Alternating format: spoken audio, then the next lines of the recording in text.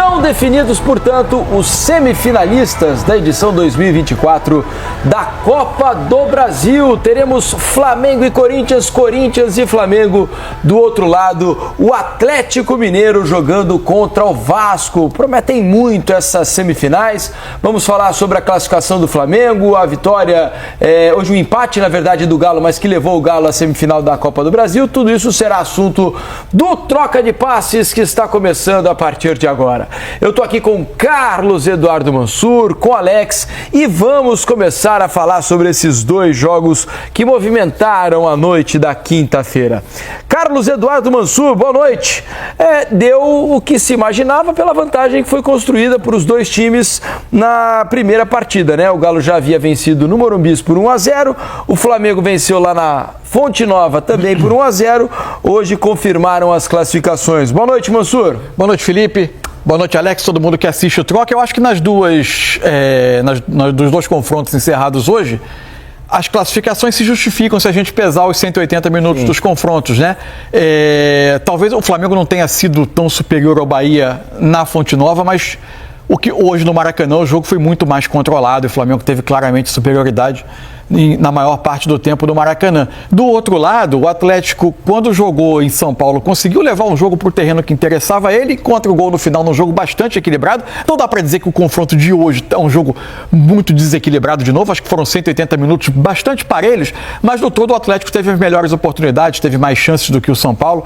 E aí é um debate para a gente ter mais adiante. Eu acho que foi mais um jogo em que o São Paulo, na hora que precisou, construiu o resultado, ofensivamente produziu menos do que precisava produzir, e isso vem acontecendo em algumas partidas quando ele enfrenta adversários que se defendem um pouco melhor. Mas no final das contas, eu acho que dos 180 minutos desses dois confrontos, Flamengo e Atlético foram melhores e chegam à semifinal. É por aí.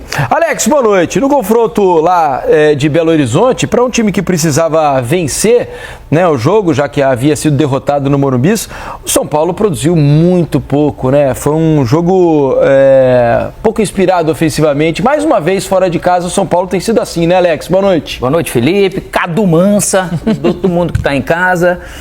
É uma característica desse São Paulo que vem, que a gente já falou do ano passado, esse ano parece que está também com a dificuldade sim maior de jogar fora de casa e precisando fazer o placar, realmente não teve essa inspiração. O Atlético com encaixes assim de marcação, o São Paulo parece que ficou entregue a isso no jogo, não parecia um time que precisava buscar resultado, enfim. E ainda acabou sofrendo alguns contra-ataques por causa de perder a bola ali. Mas é um São Paulo que acaba sendo eliminado por essa característica. Jogo de Copa, você precisa realmente ir bem dentro de casa e fora. E para o São Paulo decidir em casa tem sido sempre melhor do que decidir fora. E nesse sentido o Atlético acabou sendo superior, concordo com o Mansur e contigo. Acho que os 180 minutos dos dois jogos em si, acho que foi justa a passagem de Flamengo e Atlético Mineiro. Vamos fazer o seguinte, então. Já vamos voltar ao Maracanã, porque lá estão Jader Rocha, Renato Mendonça e também o Ramon. E eles vão conversar com a gente um pouco mais sobre essa passagem, eu diria, muito tranquila do Flamengo, muito acima daquilo que eu imaginava que fosse o jogo. O Bahia criou muito pouca dificuldade para o Flamengo. O Bahia, que costuma ser um time que cria oportunidades, deixa o adversário normalmente em maus lençóis durante as partidas. Hoje teve um início razoável e depois pareceu entregue ao melhor Flamengo durante quase os 90 minutos. Certo, Jader? Boa noite, meus amigos. Bem-vindos. Sempre um privilégio, Felipe. Um abraço para você, para o nosso Cadu Mansa, como diz o Alex. Grande Alex. Abraço, gente. Abraço para o pessoal que está em casa acompanhando aí o Troca. E assim, né? A bola pune, já diria Muricy Ramalho. E o Bahia teve a grande chance lá com 2, 3 minutos.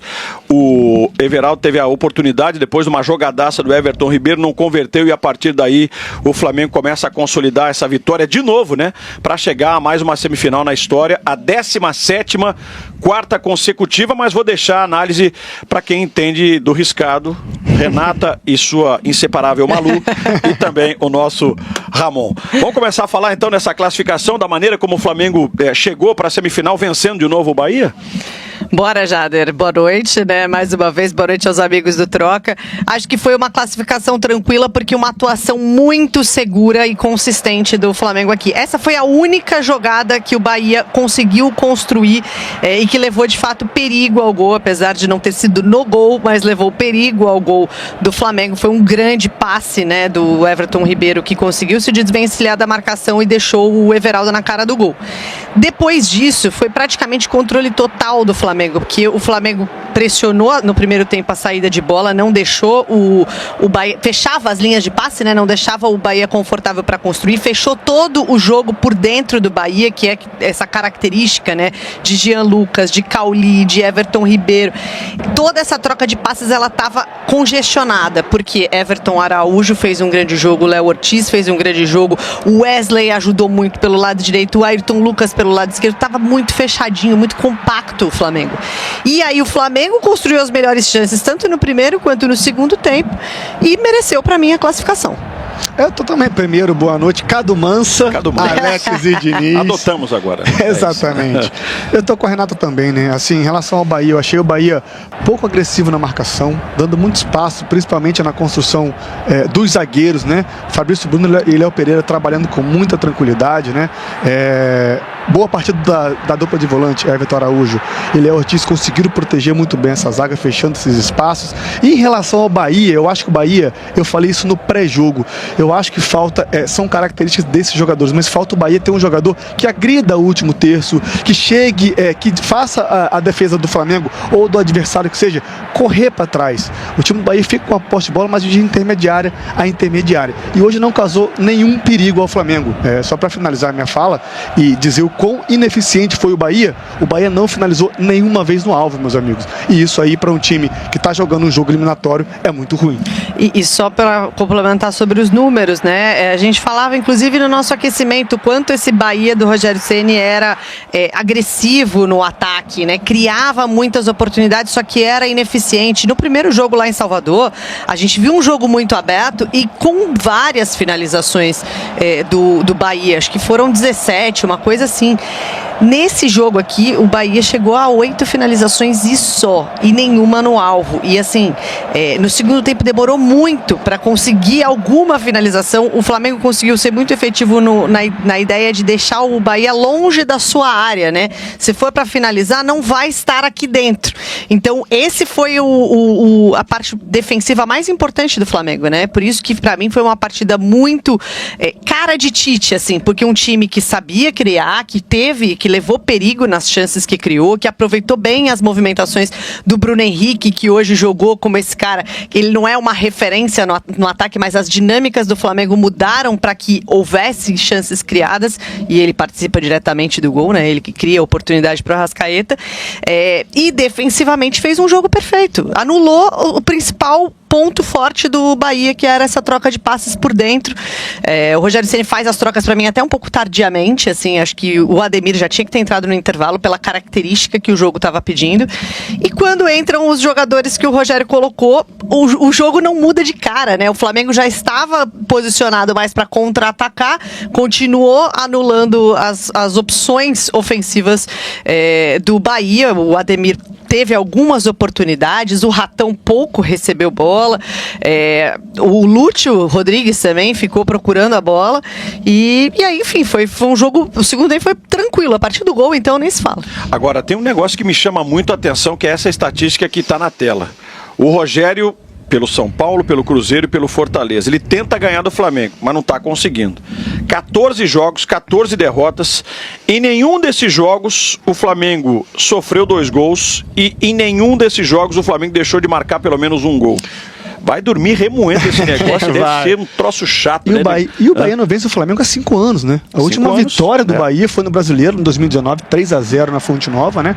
O Bahia com muita 3 gols do Gilberto, que hoje está no Juventude. Exatamente, né? O Rogério Ceni, com certeza, competitivo que deve estar desesperado com esse tabu que ele precisa quebrar, né? E só também para finalizar rapidinho, vale destacar também fisicamente o Flamengo hoje. Me pareceu o Flamengo muito descansado, muito coordenado, com as suas ações muito intensas, tanto ofensivas quanto defensivas.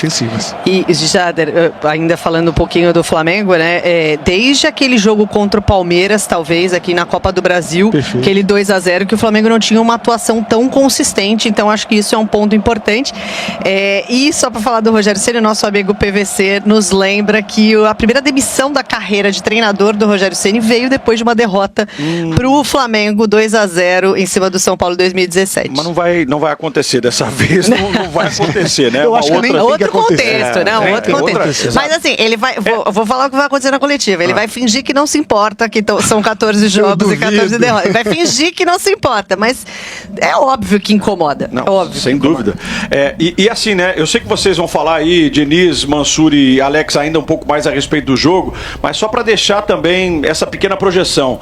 Vocês imaginam como vai ficar o Maracanã no domingo aqui com esse Flamengo e Vasco pelo Campeonato Brasileiro, os dois times classificados, embalados, e um Bahia pressionado, pegando um Atlético em casa, o Atlético que agora também vem de uma classificação. 3 dias, né? E aquela coisa de tentar absorver, seja pro lado bom ou ruim, mas é o calendário brasileiro que não perdoa e a gente vai ter, então, esse Flamengo e Vasco e um Bahia e Atlético Mineiro já no final de semana. Promete muito domingo no Maracanã, né? Para esse clássico carioca. E vocês estavam falando sobre o retrospecto do Rogério.